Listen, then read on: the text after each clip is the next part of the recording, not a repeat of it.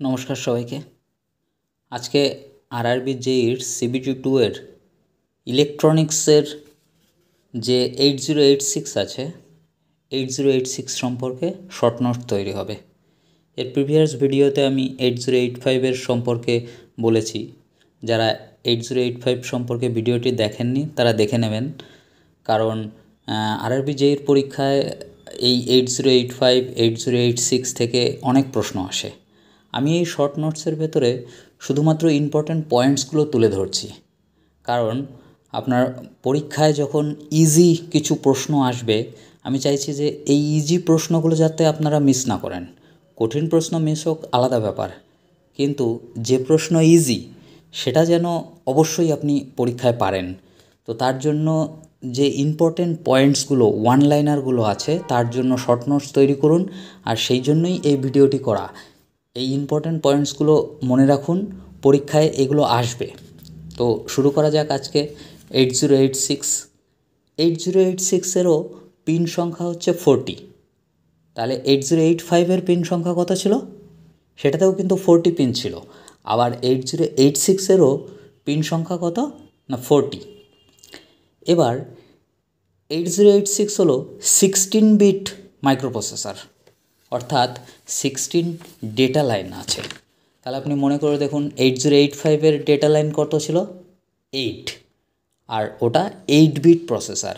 8085 হচ্ছে 8 bit processor, আর 8086 হচ্ছে 16 bit processor. 8086-এ address line হচ্ছে 20। এটা পরীক্ষায় কিন্তু আসে যে 8086-এর অ্যাড্রেস লাইন কত, তো 20। আপনারা কমেন্টসে বলুন 8085-এর অ্যাড্রেস লাইন কত। এবার পরবর্তী পয়েন্টস হচ্ছে যে 8086 তৈরি হয় HMOS টেকনোলজি দিয়ে, আর 8085 কোন টেকনোলজি ছিল? NMOS। 8085 NMOS, 8086 হচ্ছে HMOS টেকনোলজি।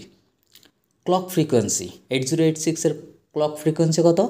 5 মেগাহার্টস। আর 8085-এর ক্লক ফ্রিকোয়েন্সি কত ছিল বলুন? 8085-এর ক্লক ফ্রিকোয়েন্সি ছিল 3 মেগাহার্টস। পরবর্তী পয়েন্ট, এটা অ্যাক্সেস করতে পারে আপ টু 1 MB পর্যন্ত অ্যাক্সেস করতে পারে। তাহলে আপনারা বলুন যে 8085 কত MB পর্যন্ত অ্যাক্সেস করতে পারে? পরবর্তী পয়েন্ট হচ্ছে এতে পাওয়ার সাপ্লাই প্রয়োজন হয় 5 ভোল্ট।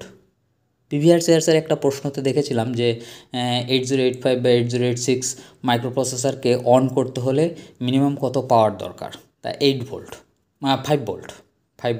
পাওয়ার দরকার হয়। ডিউটি সাইকেল 8086-এর ডিউটি সাইকেল হচ্ছে 33.33%।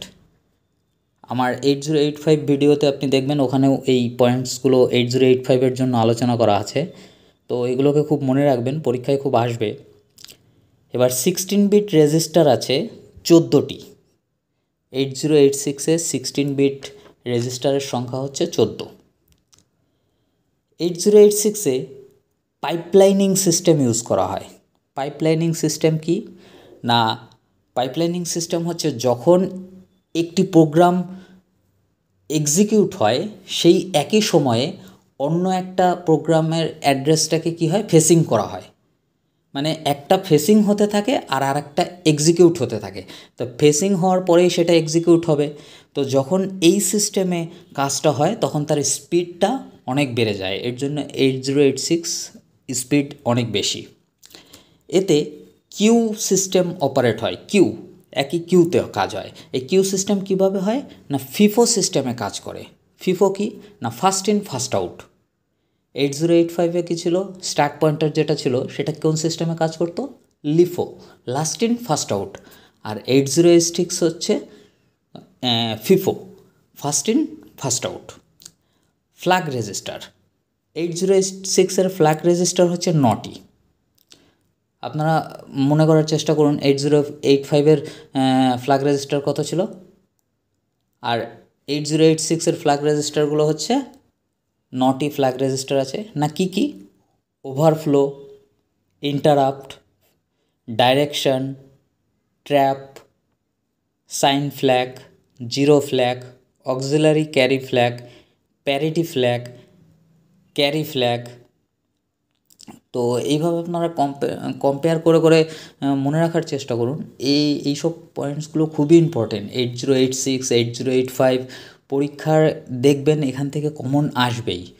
তো ঠিক আছে, পড়তে থাকুন। পরবর্তী ভিডিওতে আমি 8051 মাইক্রো কন্ট্রোলার সম্পর্কে আলোচনা করব। ঠিক আছে, যদি আপনার মনে হয় যে ভিডিও থেকে কোনো উপকার পাচ্ছেন তাহলে চ্যানেলটিকে সাবস্ক্রাইব করে রাখবেন, কারণ আমি যখনই সময় পাবো তখনই এই রকম ছোটো ছোটো শর্ট নোটসের ভিডিও বানিয়ে ছাড়ব। ঠিক আছে, থ্যাংক ইউ।